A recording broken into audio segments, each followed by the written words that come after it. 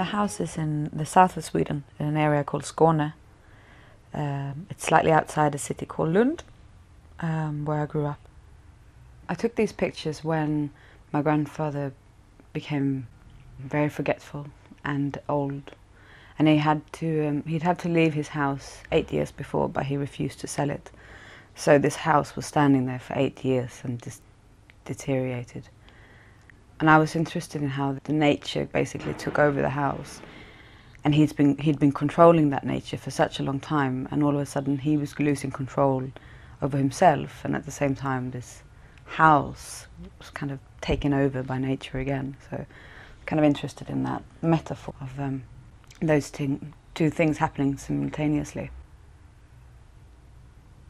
And I had a quote that actually went with the work when I showed it the first time in a slideshow, where my grandfather, in a very confused voice, he's got severe dementia by this point, and he said, out of the blue, he just said, all those houses that just stand there, the people who used to live there, they're still in there, they still have their things in there, and they'll never go away.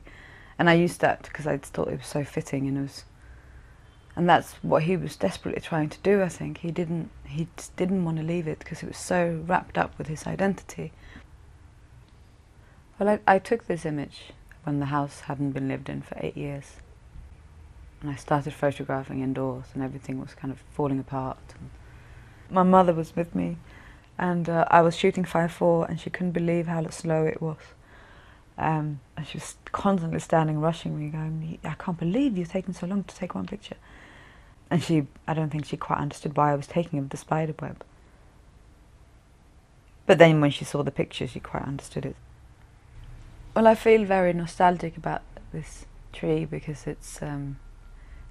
my grandmother used to say when we were children that we had the biggest chestnut tree in Sweden, which I completely believed in, and now, having grown up, I kind of realised it wasn't quite true.